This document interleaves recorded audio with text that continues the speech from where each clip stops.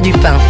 Il est 20h12 sur Europe 1. Merci d'être avec nous en direct. On va reparler de ce drame épouvantable de Crépol. Emmanuel Place, président de l'association des victimes du bal de Crépol, est avec nous en ligne. Bonsoir Emmanuel Place. Bonsoir. Merci beaucoup d'être présente. Je voudrais évidemment vous entendre et j'explique aux auditeurs d'Europe 1 ce qu'il se passe. Il y a eu la publication d'un livre intitulé Une nuit Une nuit, voilà, en France, anatomie du fait divers qui a déchiré le pays, qui vient de relancer l'affaire et qui suscite la polémique. Notamment auprès de votre association, Emmanuel Place, vous êtes la présidente de cette association. Vous prenez la parole ce soir pour dénoncer une manipulation des faits et une violation du secret de l'enquête à la suite de la parution de cet ouvrage. Effectivement, il y a 3 auteurs qui ont relaté cette épouvantable soirée que nous connaissons malheureusement tous. Et selon vous, effectivement, ce qui est raconté n'est pas vrai. Pourquoi? Racontez-nous, Emmanuel Place. Alors, moi, j'ai pas lu le livre en totalité déjà, je tiens à préciser. J'ai eu quelques extraits avec des témoignages qui ont été relatés, un peu arrangés. Et en fait, non, ce qui nous dérange, c'est qu'à chaque fois, à chaque témoignage où à chaque fois il y a une excuse qui est donnée, donc c'est-à-dire que les gens viennent avec des couteaux, mais c'est pour couper leur shit, c'est pas pour tuer des gens. Oui, une prise de position dans les faits qui sont racontés. Et voilà, vous y étiez, Emmanuel Place, à cette soirée, je précise. Oui, moi j'y étais, mon conjoint y était, mon fils y était, on y était en famille, ma mère y était, vous voyez, on était vraiment en famille. Voilà, les faits, nous on y était, on sait ce qui s'est passé. Maintenant, ce qui est insupportable, c'est d'avoir des gens qui n'étaient pas là et qui vont prendre des auditions parce que on ne sait pas comment. D'ailleurs, ils ont eu ces auditions. L'affaire est encore en jugement. Il n'y a pas eu de procès et ils arrivent à rentrer dans une enquête et à donner leur version des faits. Alors que, voilà. Oui, vous, c'est pas du tout ce que vous avez vu. D'ailleurs, l'auteur des coups de couteau, les auteurs n'ont jamais été arrêtés et pas identifiés. L'enquête est toujours en cours. À votre avis, mais pourquoi? Alors évidemment, vous êtes vent debout et on le comprend, puisque vous étiez là, vous êtes une témoin active de la scène, votre famille également. Pourquoi, selon vous, ces 3 journalistes ont écrit on décrit cette soirée, je pèse mes mots, avec leur propre prisme? Alors, je ne sais pas pourquoi, je vous avoue, je ne sais pas ce que ces gens cherchent. Tout ce qui est sûr, c'est que ce qu'ils racontent, c'est pas la réalité des faits. Enfin, voilà, c'est pas ce qu'on a vécu nous, de toute façon. Il y a toujours, ces gens-là sont venus, ils sont venus pour foutre le bazar. Donc, ça, c'est sûr, qu'ils veuillent ou qu'ils veuillent pas, c'est comme ça, c'est les faits, c'est factuel, c'est ce qu'il dit beaucoup. Alors c'est incroyable, parce qu'il y a un des 2 journalistes, Marc Le Plongeon, je vois à l'instant, qui raconte sur une antenne qu'il y avait des insultes, par exemple, des 2 côtés. Est-ce que c'est vrai, ça, Emmanuel Place? Vous y étiez, vous? Alors moi, j'y étais. Personnellement, j'ai entendu aucune insulte. D'un côté comme de l'autre, j'ai pas eu vent de ces insultes-là. Maintenant, il y a des témoignages, donc il y a quand même 9 témoignages qui disent qu'il y a des insultes. C'est même pas des insultes. Ouais. C'est dire, on vient tuer du blanc. C'est même pas une insulte. On vient tuer du blanc, c'était ça. Oui. Vous l'avez entendu, ça, Emmanuel Place? Moi, je l'ai pas entendu. Mon fils l'a entendu et il y a 9 témoignages qui disent exactement la même chose. Après, il y a 1 ou 2 témoignages qui disent qu'il y aurait eu des insultes dans l'autre sens. Il y a 1 témoignage, il me semble. Donc, je veux bien. Maintenant, il faut que ce soit tout à égalité. Il n'y a pas à faire de polémique là-dessus.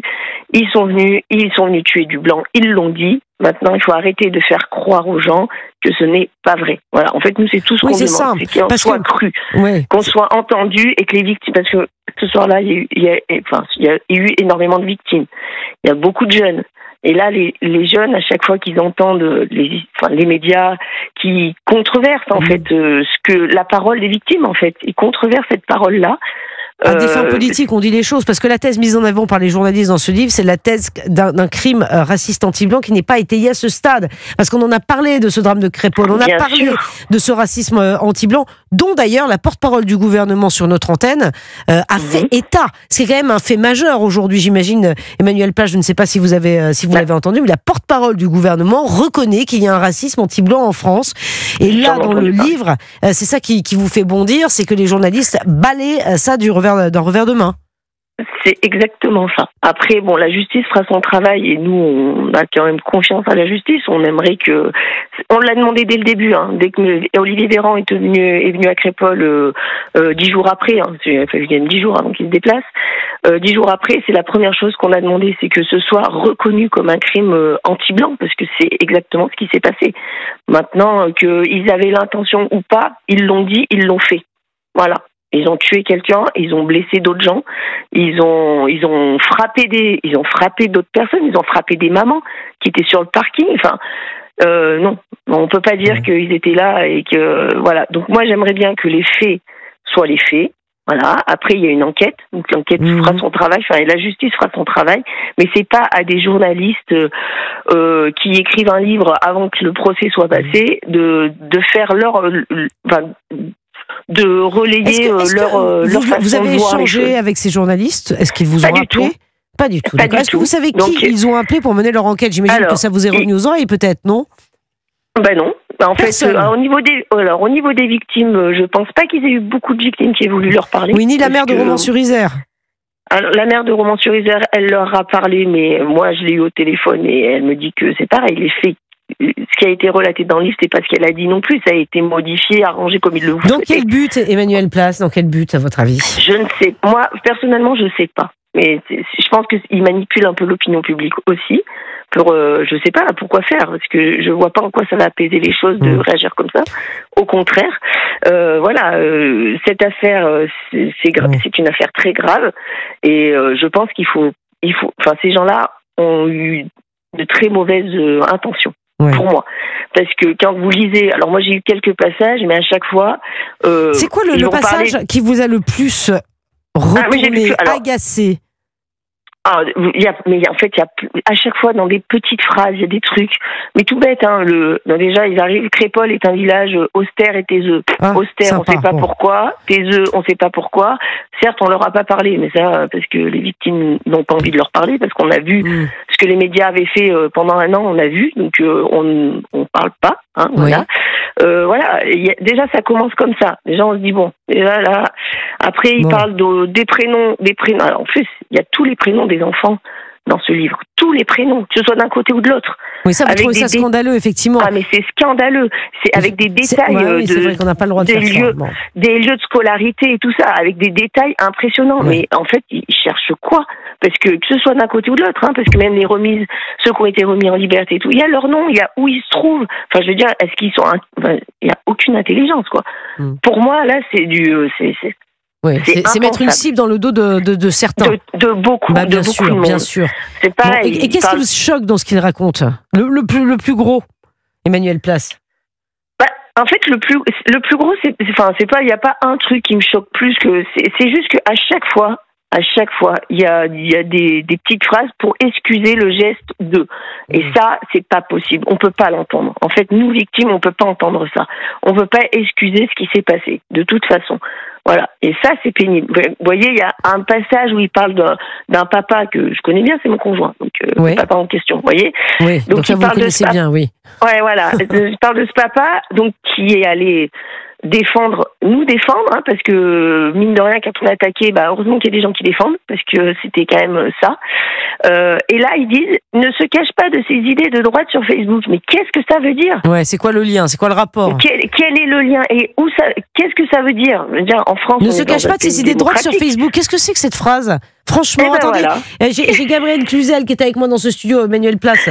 Franchement, non mais écrire ça pour des journalistes, ça veut dire quoi? Non mais moi je suis assez terrifiée par ce bouquin parce que pour nous autres journalistes, c'est grave. Vous savez qu'il y a une perte de confiance dans notre métier, hein, dans le métier de journaliste. Il est tout en bas de la liste des métiers dans lesquels les gens ont confiance.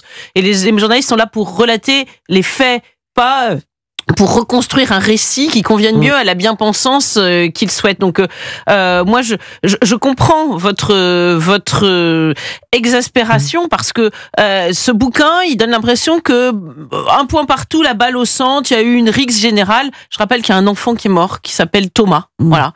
Et je pense qu'il faut le dire à Crépol. Il y a beaucoup de Français qui ont pas oublié, qui ont vécu ça comme si c'était leur propre enfant.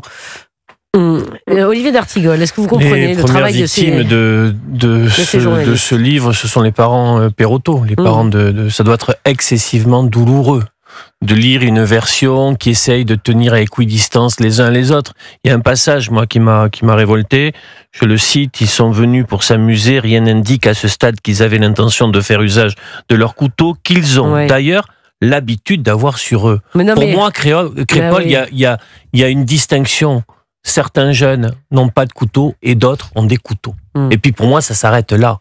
Alors on nous fait croire, je connais un peu l'ambiance dans les provinces, etc., que le port du couteau est répandu en province, etc. Absolument pas. C'est-à-dire que la distinction, c'est que certains avaient des couteaux et d'autres non. Et pour moi, ça s'arrête là. Ouais. Emmanuel Place, vous comptez, comment comptez-vous? Je rappelle, oui, effectivement, vous avez la maman de la victime, la maman de Thomas dans votre association. Bien sûr. Comment le vit-elle, elle? Alors déjà, elle va pas lire le livre, ça c'est sûr, parce que elle voulait déjà pas savoir comment, le détail de la mort de son fils, et que là c'est hyper détaillé avec il y a même la phrase que sa cousine lui a dit avant qu'il meure. Je veux dire, ça va très très loin, ce livre, vraiment. Moi, il y a des gens qui l'ont lu, ils m'ont dit mais c'est pas possible. Voilà. On ne sait pas comment ils ont eu toutes ces infos. Déjà, on se pose la question parce que vraiment. Comment ils ont pu avoir toutes ces infos, même s'il y en a qui sont pas tout à fait justes. Bon, Crépol est dans l'Isère, donc c'est dans la Drôme, je rappelle, quand même, c'est pas dans l'Isère. Pour des journalistes, c'est un peu limite. Voilà, il y a plein de choses. C'est des petits détails. Ça fait mauvais effet. Non, mais ça fait mauvais effet. L'un des journalistes a dit qu'il avait retrouvé Dupont de Ligonnès. Oui, c'est vrai. Bon, voilà. Non, mais après, il y a plein de petits détails qui, nous, de notre territoire, on sait que c'est pas comme ça. Enfin, sur les lieux où nos enfants vont à l'école, c'est complètement faux parce que. C'est bourré d'imperfections. Non, mais tout ça pourquoi pour étouffer. Vous pensez que c'est dogmatique? C'est pour écrire des lignes. Peut-être. Non, mais c'est quoi? C'est un dogme? C'est idéologique. C'est idéologique. Et évidemment, ils veulent faire rentrer le récit au chausse-pied, dans la vérité à laquelle il faut adhérer. Mais pour être très honnête, il m'a semblé que depuis le début de cette affaire, ils n'étaient pas les seuls à le faire. On a tout entendu. Je me souviens il y a une historienne des médias, je crois, qui a parlé de Roméo et Juliette. Je voudrais savoir où se cachent Roméo et Juliette dans cette affaire, où est le romantisme dans cette affaire. Donc, si vous voulez, ce qui est terrible, c'est qu'il y a un déni du statut de victime parce qu'il faut absolument sauver cette vérité qui doit être affichée, ce récit en réalité qui est le leur. Et c'est vrai que c'est assez terrifiant. Mais c'est surtout, je pense, le motif. Évidemment, il faut absolument occulter le caractère de racisme anti-blanc. Et d'ailleurs, ce que je trouve extrêmement frappant dans leur argumentaire, moi je les ai écoutés longuement les uns et les autres, là, passer dans les médias, c'est qu'ils expliquent, ce n'est pas du racisme anti-blanc, c'est pas un sophisme, ce n'est pas du racisme anti-blanc parce que le racisme anti-blanc n'existe pas. Voilà, point. Non mais ça c'est quand même sur un plan intellectuel, c'est un truc de racisme anti-blanc. Mais je suis d'accord, le racisme anti-blanc n'existe pas. C'est un débat qui rebondit régulièrement. Bien sûr qu'il existe tous les racismes. D'ailleurs, il y a une jurisprudence, ça a déjà été est-ce qu'on peut s'entendre sur le constat que le racisme anti-blanc peut exister? C'est une réalité. Moi, je laisse le travail d'enquête sur Crépol. Mais le racisme anti-blanc peut exister, il y a des témoignages et d'autres formes de racisme. Exister, Olivier d'Artigol. Il existe. Ah, il existe. Non, je dis le racisme anti-blanc existe. Voilà. Et je complète sur une chose parce que je le ressens comme ça. Pour moi, aujourd'hui, on ne peut pas le mettre au même niveau que d'autres racismes qui sont plus systémiques. Je ne pense pas qu'une personne aujourd'hui... Non, vous ne pouvez pas dire ça, tous les racismes. Je terminerai quand même ma phrase, Pascal, parce que j'ai l'habitude de les terminer. Mais terminez vos phrases, tous les racismes, on ne peut pas mettre une hiérarchie dans les racismes. Non, j'ai pas fait une hiérarchie. Vous n'avez pas écouté la fin de ma phrase. Le racisme anti-blanc existe, mais il me semble, c'est peut-être subjectif, que d'autres formes de racisme sont plus développées. Aujourd'hui en France, vous n'avez pas un logement parce que on vous sort pas d'une liste pour accéder à un logement parce que vous êtes blanc. pas de manière très forte. Je dis que toutes les formes de racisme existent, elles sont toutes condamnables, mais certaines sont plus développées que d'autres. C'est ce que je pense. Peut-être que je me trompe, Pascal. Moi, je pense qu'on peut pas minorer ce racisme anti-blanc. Je pense que surtout, on n'en parle pas du racisme anti-blanc. D'un enfant qui a été non, mais me faites pas dire assassiné. Voilà, je pense que là, attention, y a rien ne me faites pas dire que je sous-estime ce qui s'est passé à Crépol. Et moi, j'attends le travail d'enquête pour la caractérisation de tout ce qui s'est passé. Je fais pas l'enquête avant les enquêteurs. Voilà. Non, mais nous sommes d'accord. Voilà, je fais pas l'enquête avant les enquêteurs. Moi, je vais vous dire quelque chose, donc le racisme anti-blanc existe. Ceux qui le disent, qui n'existent pas, sont sur un biais idéologique et refusent de voir le réel. Et je sais que d'autres formes de racisme existent aussi et que parfois, on en entend parler sur des choses de la vie quotidienne, comme le fait de pouvoir accéder à un logement. Voilà. D'ailleurs, il n'y a pas que le racisme anti-blanc qui est occulté. Il y a d'autres formes de racisme. En fait, le racisme, par exemple, qui existe qu'on peut trouver dans des pays du Maghreb à l'endroit de l'Afrique subsaharienne. Vous avez raison, je parlais d'un autre pays. Complètement Vous avez totalement raison. Parce qu'en fait, l'accusation de racisme n'intéresse qu'autant que l'on puisse accuser l'occidental, l'européen, etc. Mais je crois que cette question est absolument majeure. Moi, je vous assure qu'on aurait eu 9 personnes, imaginez un autre cadre, 9 personnes qui auraient entendu un jeune noir serait mort, on aurait entendu je suis venu pour planter du noir. Je vous assure qu'on ne serait pas là en train de ratiosigner à se demander si c'était racisme ou pas. Je ne conteste pas ça. On va continuer. Juste un dernier mot, Emmanuelle Place. Quelle suite vous voulez donner à cette affaire? Porter plainte? Je ne sais pas quelles sont les outils que vous avez à votre disposition. Oui, alors nous on a vu avec nos avocats, donc l'avocat que l'association a pris pour défendre quelques parties civiles parce que ça coûte très cher et du coup on s'est mis en association pour ça. On a vu avec notre avocat puis d'autres avocats, d'autres parties civiles, donc c'est eux qui vont saisir la justice, ils vont faire ce qu'il y a à faire. Voilà, nous, tout ce qu'on demande c'est que c'est pas nous, enfin on a des avocats, c'est eux qui gèrent ça, on peut pas, voilà, voilà. Mais après, moi, il y a aussi une chose, un passage du livre où ça m'a beaucoup dérangé, c'est qu'il parle de la cellule psychologique qui a été mise en place dès le lendemain. Il y a une cellule psychologique où là, il raconte ce qui a pu se dire dans la cellule psychologique. Il me semble qu'il y a un secret, un secret médical, normalement. Bien sûr, ça, donc, il raconte des choses qui se seraient dit, alors je sais pas si c'est vrai ou pas, qui se seraient dit pendant cette cellule psychologique par deux parents.